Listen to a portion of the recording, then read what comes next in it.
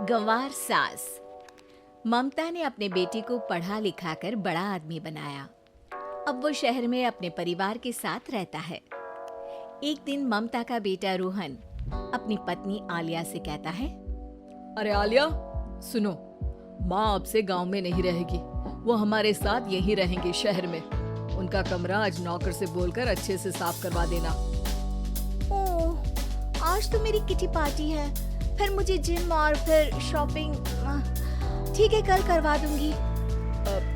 अच्छा, लेकिन माँ के सामने ये कपड़े नहीं चलेंगे। हाँ, तुम्हें साड़ी या सूट पहनना होगा। अरे बिल्कुल भी नहीं। मेरे मम्मी पापा ने इतना पैसा लगाकर शादी इसलिए नहीं की थी कि मैं अपनी मर्जी के कपड़े पहन ओढ़ भी ना सकूं। अरे चलो, गुस्सा मत हो, लेकिन कुछ दिन तो माँ की खुशी के लिए कर सकती हो ना।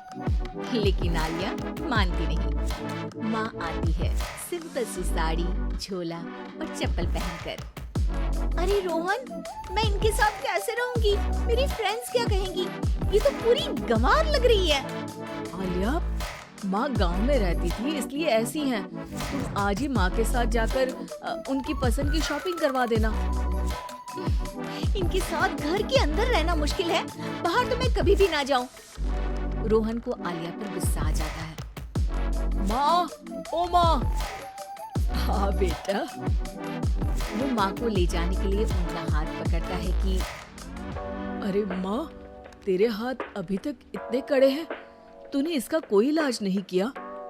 अरे बेटा, इसका कोई इलाज नहीं। वैसे भी मुझे कोई शर्म नहीं कि मेरे हाथ मुलायम नहीं है, क्योंकि इन्हीं हाथों से मेहनत कर मैंने तुझे बनाया है बेटा। अगले दिन।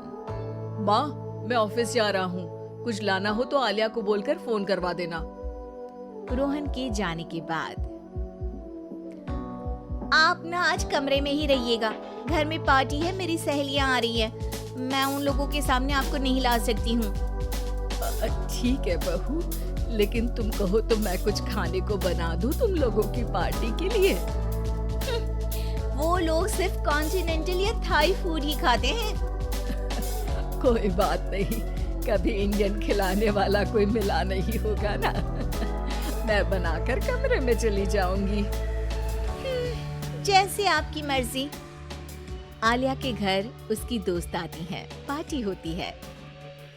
अरे वाह आलिया, ये क्या है खाने में? बड़ा ही स्वादिष्ट है यार, इसकी रेसिपी मुझे चाहिए। हाँ, और ये दाल, ओह माय गॉड, मैंने तो किसी 5 स्टार में भी ऐसी दाल नहीं खाई है यार। तू कुक को यहाँ बुलाना। अब आलिया घबरा जाती है। हाँ, हाँ, क्यों नहीं? माँ जी, जरा बाहर आइए। आलिया की सास सिंपल सी साड़ी और गांव के अंदाज में आती है। अरे बहू, क्या हुआ? खाना पसंद नहीं आया क्या? बहू? अरे ये गांव से दिखने वाली औरत तुम्हें बहू क्यों बोल रही है? कौन है ये? वो हमारी नई नौकरानी है। सास बहू की बात सुनकर बहुत दुखी हो जाती है। वो सर झुकाकर जा ही रही होती है कि एक सहेली बोल पड़ती है। अरे कहाँ जा रही हैं माँ जी? वो उठकर उनके पैर छूती है। जीती रहो बेटा। क्या है ना, आपकी शक्ल बिल्कुल मेरी माँ जैसी है। पता है आलिया, मैं शहर पढ़ने आई और फिर शहरी हो गई, लेकिन मेरे माँ पापा तो आज भी गांव में रहते हैं, बिल्कुल इनके जैसे ही हैं। आप यहाँ बैठिए ना आंटी, आप सच में बड़ी खूबसूरत है और आपके हाथ का खाना तो लाजवाब है। काश ये मेरी सास होती। सभी सहेलियां सास को घेर कर बैठ जाती हैं और उनसे खाने की रेसिपी पूछ रही होती है कि तभी घर की बेल बजती है और रोहन आता है। अरे क्या बात है, आज आप लोग हमारे घर में? और ये लोग तो मुझे आलिया से ज्यादा माँ की सहेलियां लग रही हैं। क्या ये आपकी माँ है?